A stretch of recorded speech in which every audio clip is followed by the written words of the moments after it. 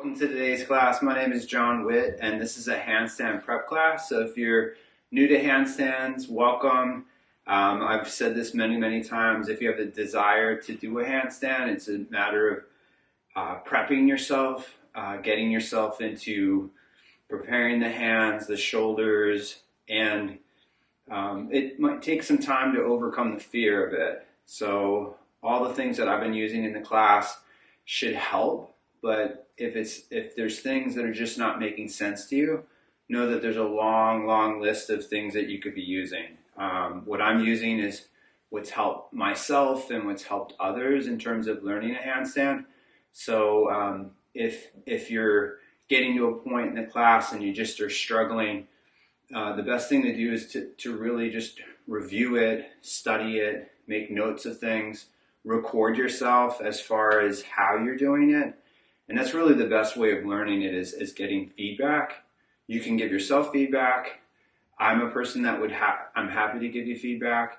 There's many great teachers and coaches out there that you could find as well. That's really the best advice I give you is hire someone. Hire someone that can actually teach you this. What I'm teaching could certainly get people to where they could balance on their hands. But some people might actually need more guidance and support, and that's why I suggest possibly hiring someone to do that. So I hope the classes have been helping you. I typically have a class on Saturdays, an Instagram, Facebook class. I'm not teaching that tomorrow, but I am teaching a Zoom class this weekend, and that's at 9:30. It's through my platform on my website, so you could go to my website, jonwittyoga.com, and then you could register for the class and you'd automatically get a link, and then I could observe you and help you with your practice in that way. It's a fundamental class, but it would certainly help you in, say you're a very active practitioner. It's a very good practice for that. But if you're a person that's just learning and you want to build up a better foundation, it's a great class as well. So you can check out my full schedule on my website. So to start the class, I'm going to be starting in a standing position, and I'm just going to be having my hands behind me, and I'm going to widen my shoulders. So just kind of feel how your feet are. A great thing to really understand is how your pelvis sits in space. So when you're standing or sitting, some people are anterior tilt people. That's where you stick your butt out. And then there's people that are more posterior tilt. But with handstanding, you want to be in an active posterior tilt, and then you'll feel your abdomen working. You'll feel how your legs will work, and it's connecting the lower and the upper body as one. So I'm going to come up on the toes. I'm going to lift the heels off the floor. And as I'm on my toes, I think it's easier to learn a handstand with a pointed foot rather than a flexed foot. I'm not saying that you should always point, but it's a little bit easier to find that line. So as I'm up on my toes, some people need to hug in. So my heels kind of fall out sometimes. So I'm hugging in more. And then some people need, to push out if they're falling inward. And then I'm going to lower the heels, and I'm going to take the arms into a cactus position. So just a basic 90-degree angle. What I'm doing is I'm moving my shoulder blades in. And this is what happens when people collapse in their handstands. Like, this is all back bends, right? Shoulder blades are in and back bending. But what you can do is you can take the arms up overhead, and as you take the arms up overhead, trying to get the shoulders up towards the ears. And this is what you are trying to keep. It's a very basic thing to do, but if you're new to handstanding, something that you could do collectively for, say, 3 minutes a day. That's a good starting point, is have your shoulders up towards your ears for 3 minutes a day. It could be 20 seconds here, 30 seconds there. You just set a timer on your phone and time yourself. So I'm going to hook the thumbs again. I'm going to come up on the toes. I'm going to lift the heels. Again, just a basic line. And then what I'm also trying to do is keep my ribs from moving forward. So if you have a weak abdomen or very tight shoulders, it's going to be difficult to keep a hollowed position. So then lower the heels, and you can exhale, you can lower the arms, and you can shake out the arms if that was something that you needed to do. But I'm going to do some squats. I do some lower body conditioning in every class of this, so that it gives you the ability to kick up. So kicking up comes from the lower body. Good strong hands, arms, right? That also helps too. But I'm just going to have myself to the side just so that you can see And I could take the arm forward where I'm squatting, and you don't have to squat as low as I am. You know, when you're squatting and you're learning a deeper range of motion, go to the level that's best for yourself. If you can sit lower, great, you know. You'll notice with the quarter squat, so I'm just not sitting all the way down, this is where your legs will get stronger. So if you're just trying to build up strength in the legs, this is a great angle to start with. And then in sitting lower, what it's doing is it's increasing the range within the joints of the hips, pelvis, right? This is hip flexion. And then it's also increasing the range in the knees, right? So if you have a lot of tension or tightness, a fuller range of motion is good. Not that you have to do this, right? It just, over time, I've said this before, it's great to have a handstand, but I think it's even better to be able to move through space however you'd like. You know, whether it's, you know, a collective movements in, say, martial arts or dance, I think everybody should have some basic understanding of that if you really want to be able to move free. And there's very basic things that you could start with, like just helping yourself in walking. So if you were to correct the way that you walk, like really spend some time on it, just like 5-10 minutes a day, really take note of how you're walking and how you can make it better, can transfer over into many different ways of movement. So I'm sitting and I'm pushing my knees apart as I'm sitting, and then I'm coming up. So I'm going to come down on the hands and knees. I'll warm up your hands, your wrists. I'll be working more like side positions, like one arm positions, and that'll help. And then towards the end of class, I'll do some very, like almost like finishing techniques to help build up better strength. Rather than doing those in the beginning, I like them in the end if you don't have a lot of strength, because then it won't burn you out for the class, right? So I'm coming down on the hands. As I come down on my hands are turned out slightly, and then I'm just moving the weight around. And I'm getting a sense of how to bring more pressure into my hands to prepare myself for my handstand. So when I'm here, you might find that this is a lot for you, right? But it's the beginning. It's the very beginning of understanding how to really support yourself with strength. A handstand, in the process of learning it, will build up really, really good strength.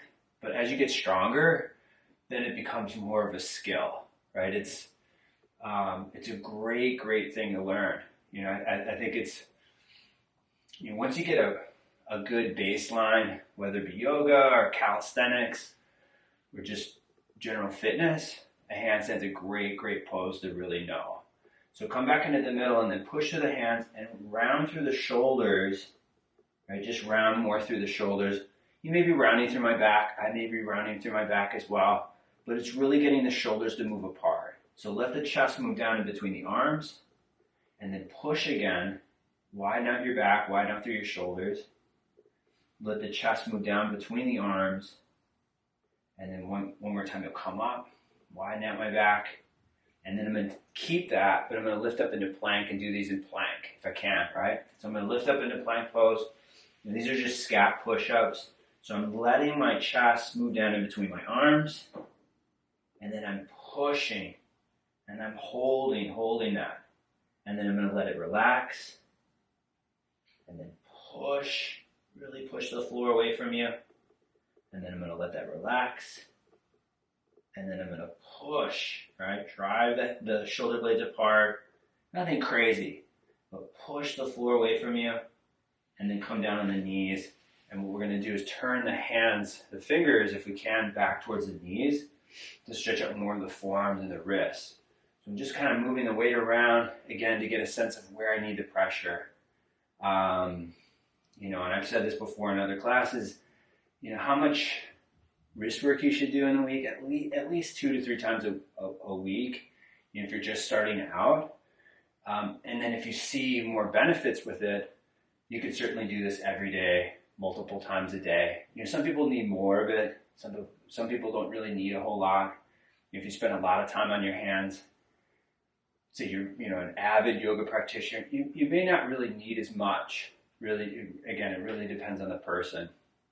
So come back where your hands are turned in, So now my hands are turned in, my shoulders are rotated in, and I'm going to be moving the weight side to side again, but I'm going to move the weight back. And this is where you'll get more leverage into the hands and the shoulders.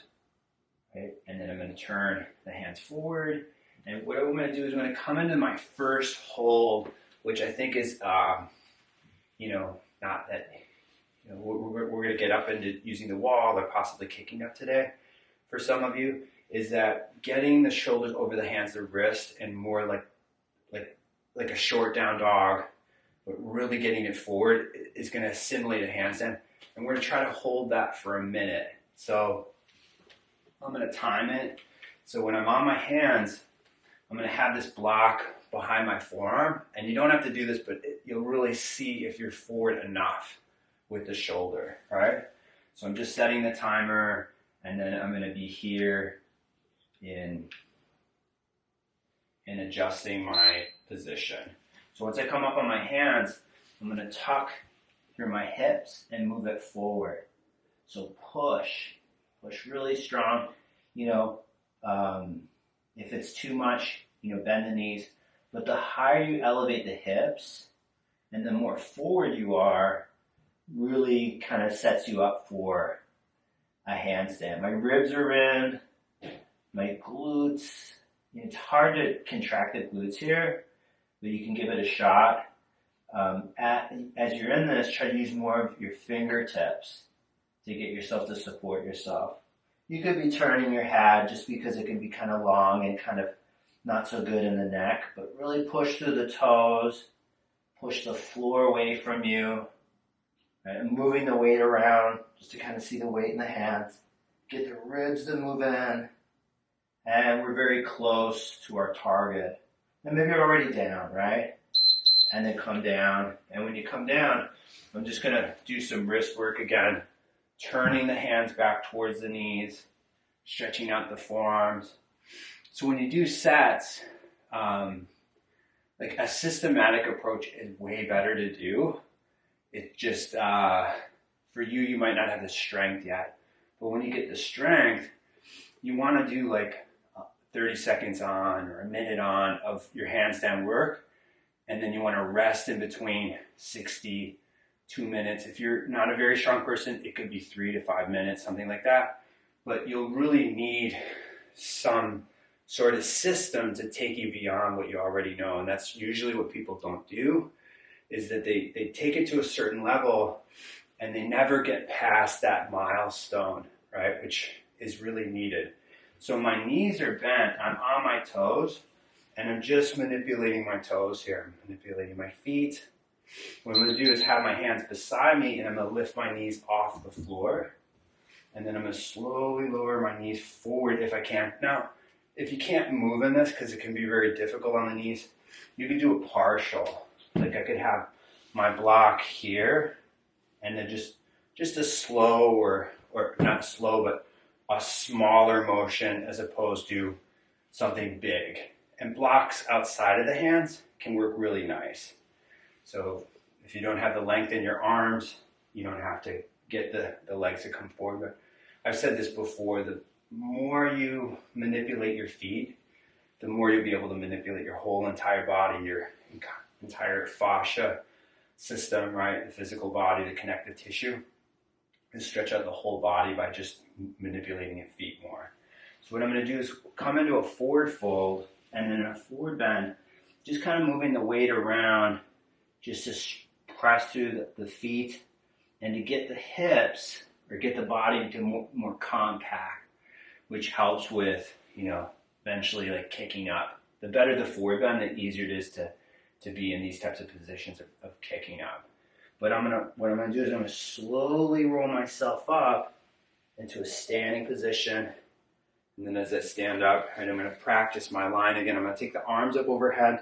I'm going to be in this hollowed position, right, just making the front of my body strong. Right. I'm going to come up on the toes. I'm going to lift the heels off the floor. I'm just hugging the heels in. All right.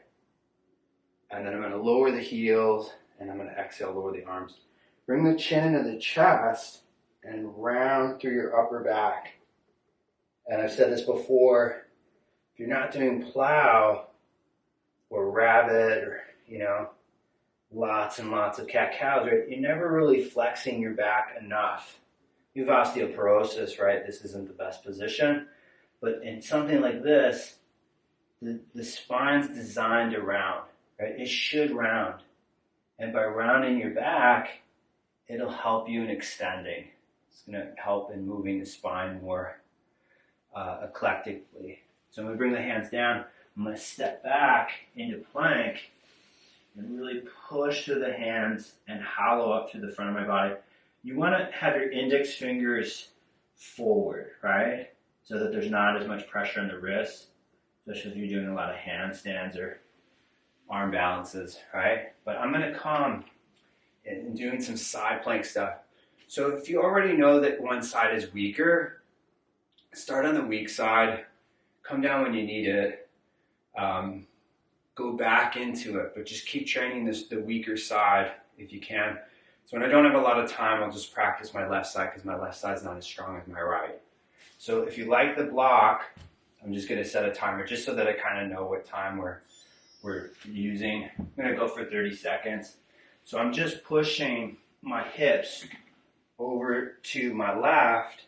I could take my right arm up if I really want more of a stretch, but what I'm trying to do is push the floor more away from you. If you really need more strength or engagement, I'm lowering and then I'm coming up, which takes a lot more strength to support your weight. Once you get into the position, your body will adapt, but to come down, right, and then to bring yourself up requires more strength, a lot more strength in the forearm. And then I'm going to come down on my knees and I'm going to switch it over to the opposite side. So I'm coming into my right hand, right? I'm rolling over and then I'm taking the left arm up and just kind of, again, map the hand, like try to get more weight into the index finger. I have my Katona yoga shirt on today. And Navima Shan and all the great Katona teachers, they're very good in referencing how to measure yourself in positions. Majority of the stuff that I've learned is through them. So you can lower the hips, and then I'm going to take the hips up. Right? And again, the strong arm will be like, I could do this all day long, right? And the weak arm just isn't as, able. But, you could certainly build up the weak arm as well. And then you could lower the knees down and just come into a toe position where I'm going to sit on the heels. And then as you're sitting on the heels, right, just in this upright position. So I'm going to take the knees up off the floor. I'm going to come into a low squat if I can. And it's okay if the heels don't come all the way down, right? They could certainly be up off the floor. I'm going to bring the knees forward again. And back up to a squat. One more time forward. So controlling it. Back. And then come into a forward fold. So you can fold all the way forward into a forward bend. I'm going to slowly roll myself up. Bringing myself up. I'm going to bring my tailbone down. Take the arms into cactus. Take the arms all the way up overhead.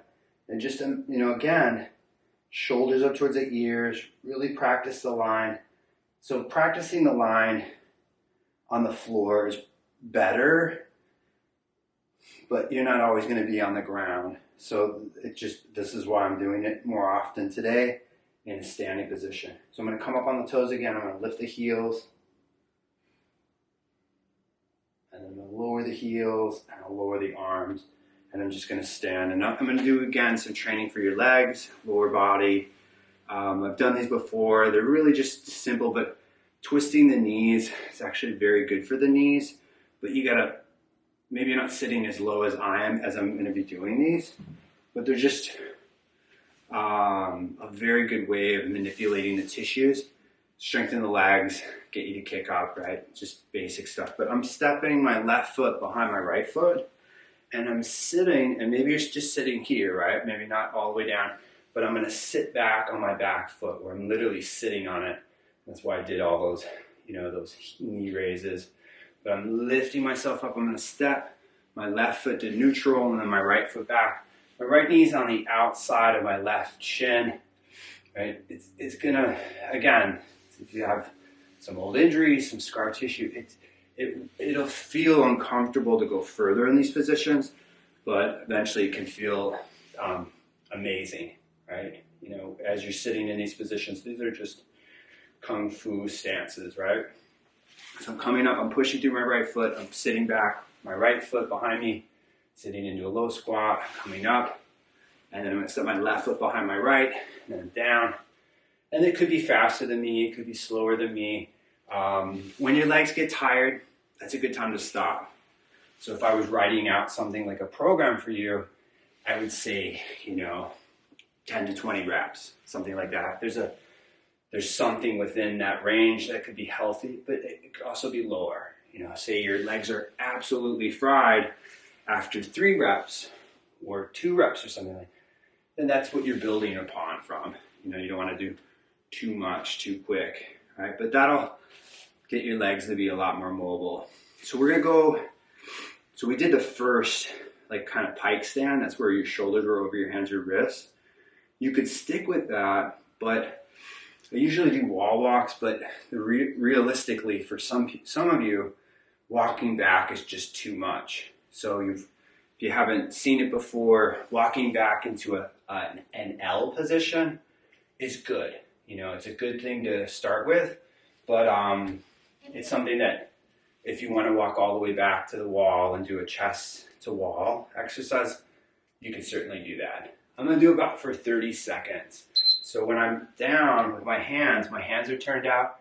Remember, you want to protract through the shoulders. And as you protract through the shoulders, I'm going to take my feet up the wall. And then as I take them up, I'm going to move my shoulders over my hands, my wrists. And you might not be, just want to make sure that I'm not going too far over the time for you, right? But push through your hands, your fingertips, bring your ribs in. You could push to the wall to get to a 90-degree angle, but everybody's legs are longer than their arms, right? So it's not really super accurate to be, not that you couldn't be at 90, right? You could certainly be that. But try to get the shoulders over the hands, the wrists. A couple more breaths here, right? And then step down. And then as you step down, come into a low squat, just into a simple squat. So this is what I'm saying is that after you do a position, it makes sense to do mobility work in your hands or your shoulders. I wouldn't make it too complicated because what really gets fried is your nervous system from doing something like this. So you want it almost to be easy, and then you can get into your next set. But some people like to just rest. They'll literally sit in a chair or something like that. But you could do something more proactive to what your specific goals are in terms of practice. You can bring the backs of your hands together and just drop through the elbows. And then as you're down in this, in a squat, I'm going to squat for a minute. But if you did some flow or you did some other things, you might forget about really what it is that you're working towards is your handstand, right? So that's why I'm doing it this way, is that if you need ideas in terms of what you could do in between sets, this is one. But it could be a squat routine, right? But the second, so if that L position is easy for you, the pike position, how we would measure it is, could you do 3 sets of the L? Not today, I'm not going to do that today, just to give you more variety. But if you're testing yourself, could you do 3 sets for a minute a piece, something like that? I think that's a good goal to have. Some people can just walk to the wall. That's what I'm going to do next is some wall walks. I'm going to walk back. I'm not going to hold the chest to the wall. That's much more difficult to do. But great conditioning to walk to the wall and walk back out. So if you have good flexibility, this is something that I would implement. This would be a big part of a program that could really help you in getting a handstand. And you could write it out yourself. Again, if you had a coach, the good thing about a coach is that you're getting observation, you're getting feedback. And most people need it, right? So I'm going to bring my hands down. I'm going to walk back up the wall 3 times, I think is a good place to start, right? But as you build it up, it could be 5 times, could be 10 times. 10 times is for 5 sets is pretty tough to do, but it's something you could do. But you rest in between. Again, 2 minutes at the very minimum for most people, right? So I'm going to walk my feet up the wall, and I'm going to walk my hands back to the wall. So I'm transferring the weight hand to hand, walking back. I don't have to walk incredibly far back to the wall. All that's at the wall are just my toes, right? And then I'm going to walk back out, right? And then I'm going to come down, but I'm going to go back up. So if I'm here, this is still good, right? If I'm going back further, it's just more conditioning, not necessarily like required. Walking back out, right, coming down, going back up. One more time. So walk back, so right to left, right to left. And then as you go back in space, I'm going to hold this for a couple breaths. So push through the hands, elevate the shoulders, right? Move the weight into the right hand, into the left, into the right, into the left. Walking back out, and then come into a forward fold. So fold all the way forward and take just your right hand underneath your right foot. So toes up to the wrist. I'm pulling back on the arm. I'm rotating the eye, the elbow forward. Right? And then I'm going to take the right hand out. I'm going to bring the left hand underneath.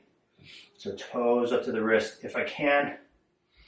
And then I'm going to pull back my shoulder to the ceiling. And then I'm rotating the eye, the elbow more forward, which is you want the arm bone to rotate, right? So that the humerus is rotating out, which is giving you the external rotation. So come into a low squat if you can. So like I said, maybe you came up and back, very difficult, maybe you couldn't go all the way. What's the good thing is that it's conditioning to you eventually do it, and your body will adapt. And I think people should be adapting more to a greater stress than making practice easier and easier.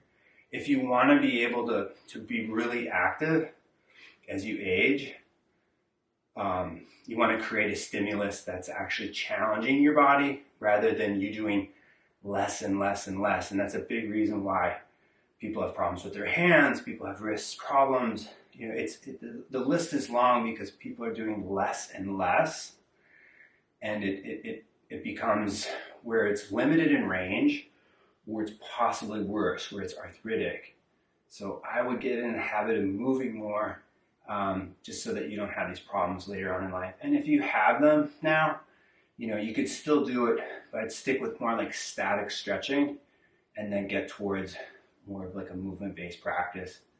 And so I'm going to come on into down dog. So I'm lifting back up into down dog. I'm pulling back through the thighs. I'm pushing. And the good thing from the wall walk, down dog will feel like incredibly easy. Plank will feel easy. All these positions will be like easier because what you just did was more progressive, as I mentioned, right? But just pull back through the hips. Like come forward into plank. And then slowly, slowly, slowly, slowly lower where you're in Sphinx pose. So in Sphinx, just have the elbows more forward than the shoulders and bring them more obviously forward. So when your elbows are more forward, it's a different sensation, right?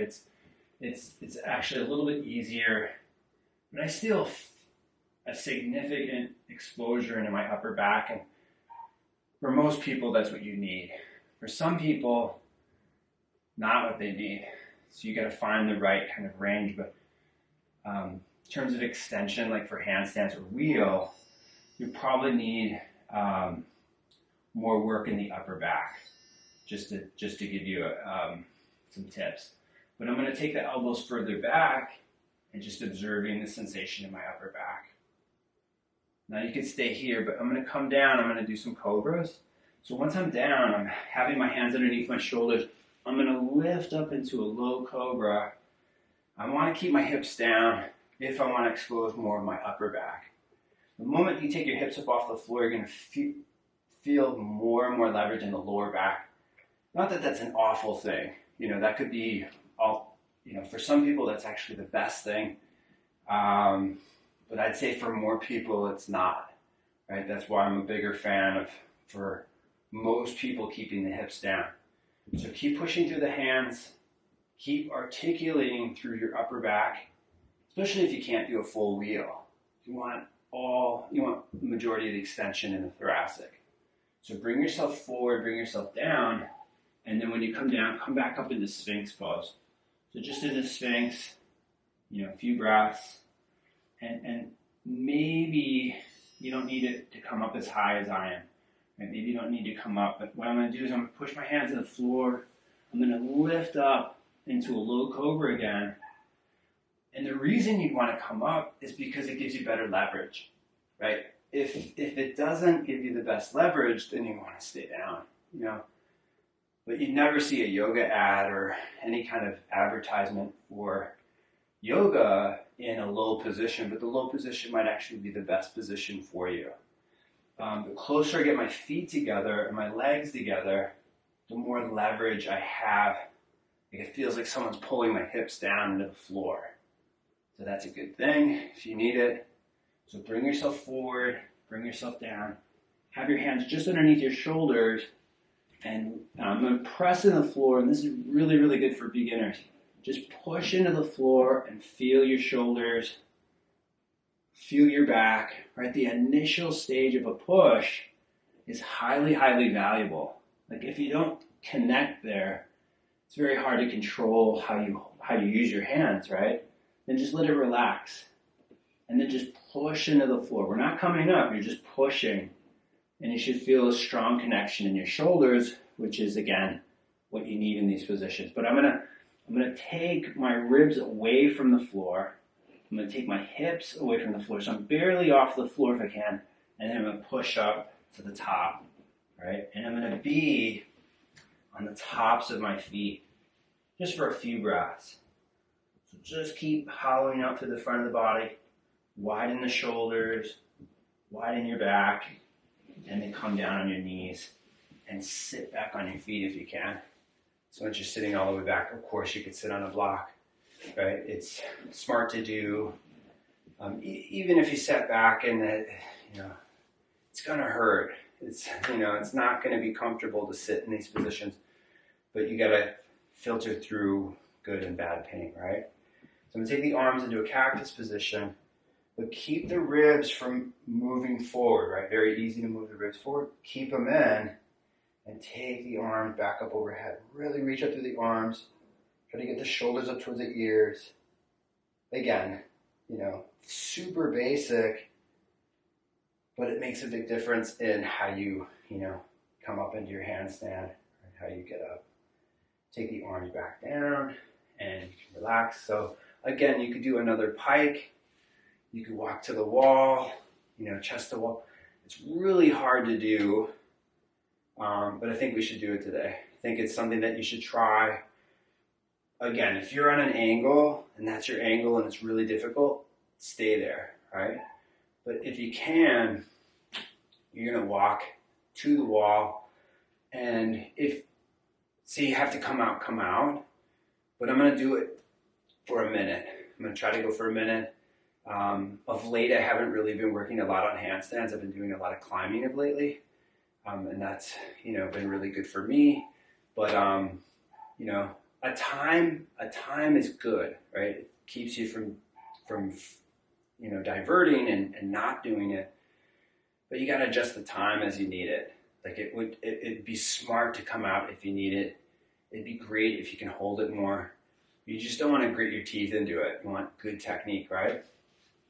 So as I'm coming up, I'm going to push. And with this, with chest to wall, because it's quite fatiguing to push really hard. So in the beginning, push when you need to. Right? Don't fully relax, but push when you need to. Because if you push really, really hard, you'll probably burn out in 20 seconds. You won't be able to do it. So you have to push enough to keep yourself up, all right?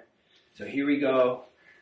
Get your hands ready, round through the shoulders, lift yourself up. You're up for a minute. So take it up, walk in. Right? You're probably about, if you can, probably about, a hand and a half distance. I'm a half a hand away.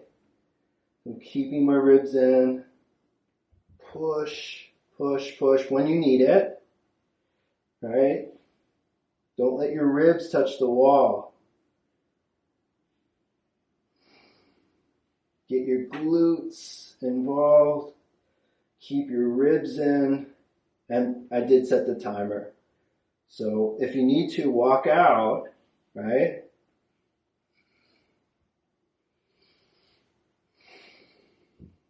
Use your fingertips.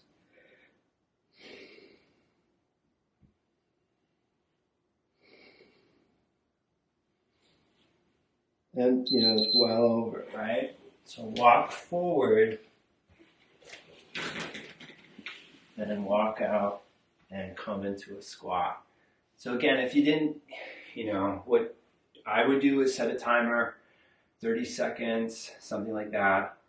It's probably more realistic for most people, but if you have good flexibility in the shoulder, a minute really isn't that outrageous.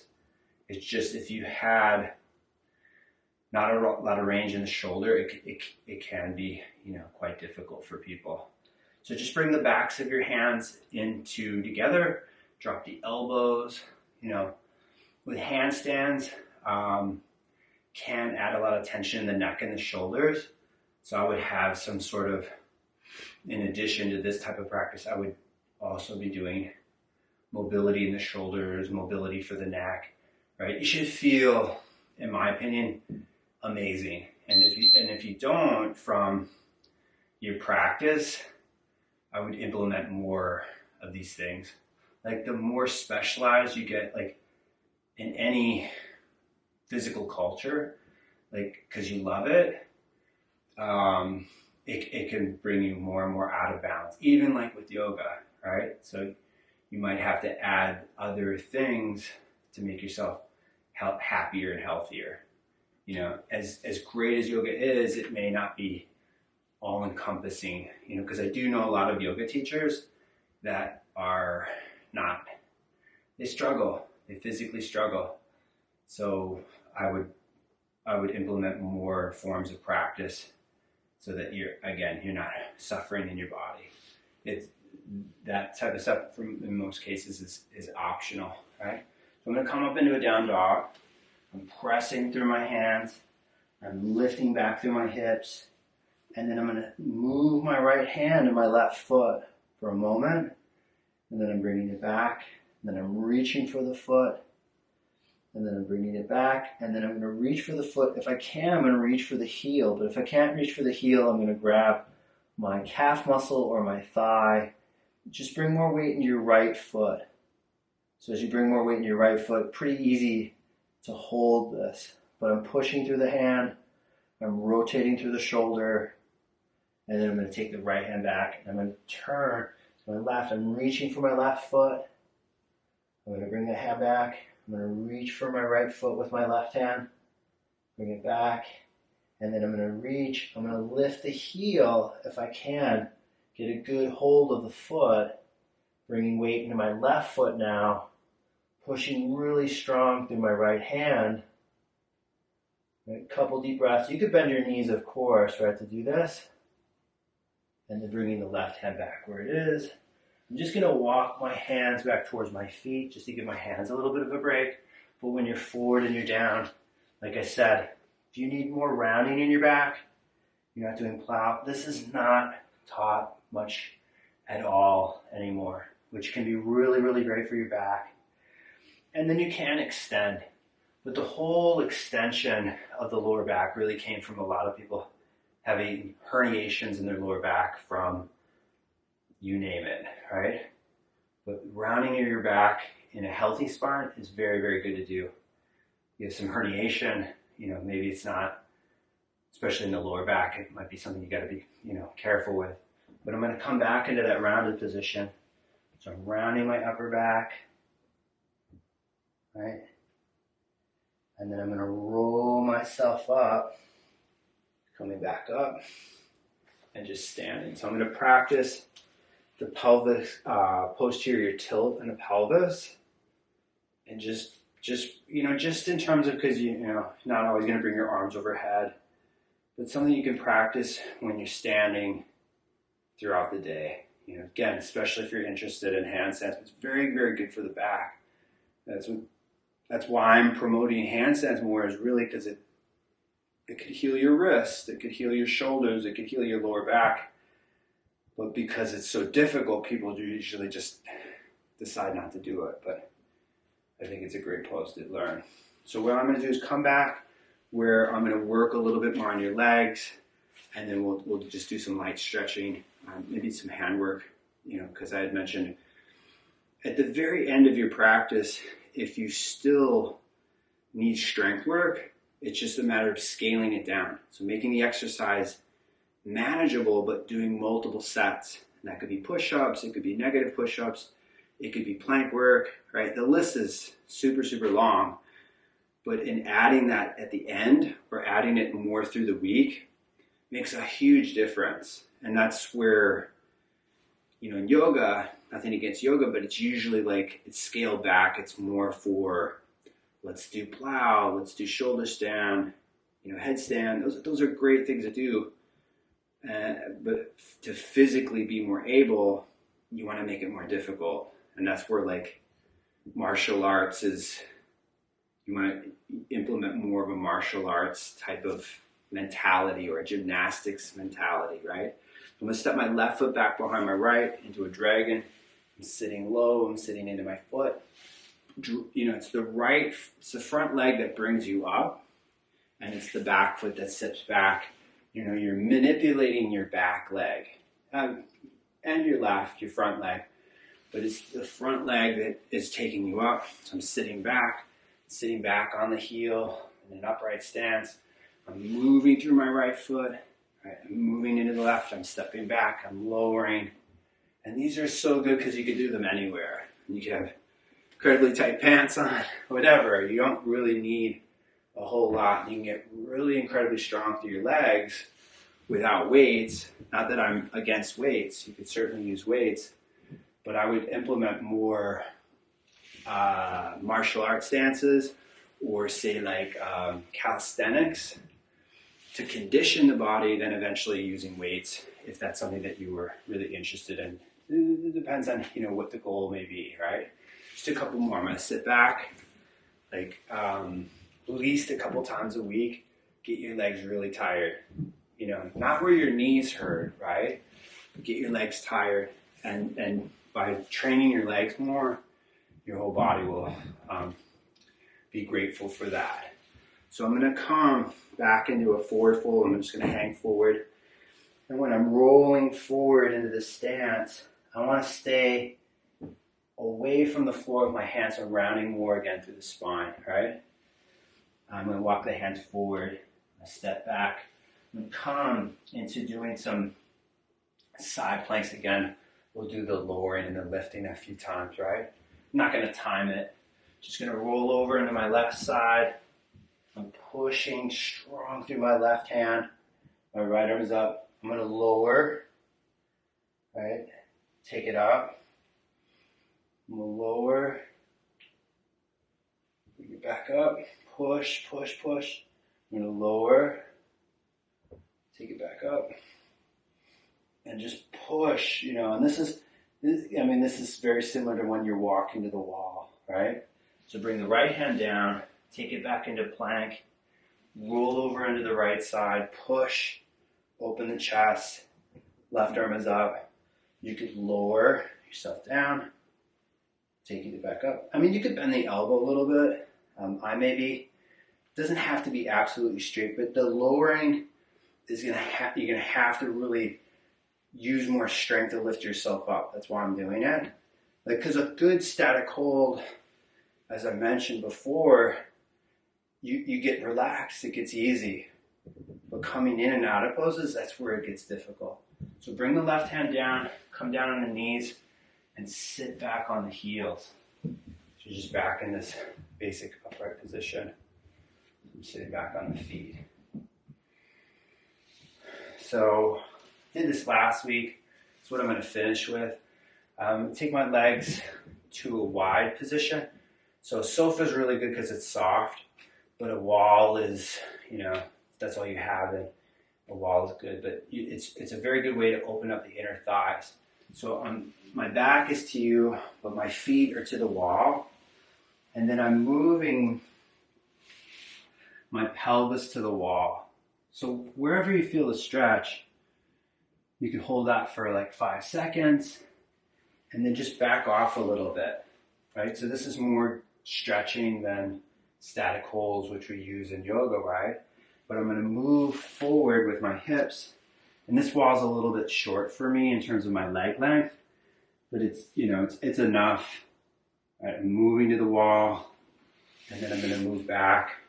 So I'm not going to do it a lot more, but it could be a set of 10, something you could use. So I'm going to the wall with my feet. I'm moving my pelvis to the wall. So when you're moving in and out of poses like this, it's like training to go further. And that's why I prefer this way of doing it more than a static hold. You could be there for 10 minutes, 20 minutes, and you might see some gains with it, but you won't see a lot. If you really want to get into splits, poses like that, I highly recommend more mobility approach than a more yin approach. Yin's really good late at night, calm yourself down. You need more calming techniques. Definitely use yin yoga or like classic yoga. But if you're really trying to push your limits, coming in and out of positions is going to be better for you, in my opinion. Not that you have to only go by me, right? Do your own practice, do your own research, and you'll see like what's better for you or what's best for yourself. So I hope you had a great class. Thanks for tuning in. Thanks for all the positive comments and the donations. I greatly appreciate it. Hope to see you soon in class. Take care of yourself. Stay well. Keep practicing. I'm a big proponent of more frequency. So it's good to be like, I'm going to take class Monday, Wednesday, Friday. But practice a little bit throughout the day. More like before breakfast, before lunch, before evening. But even like as that becomes more consistent, then I would do more when you need it, right? All right, have a beautiful weekend wherever you are, and hopefully I'll have you in class real soon. Take care.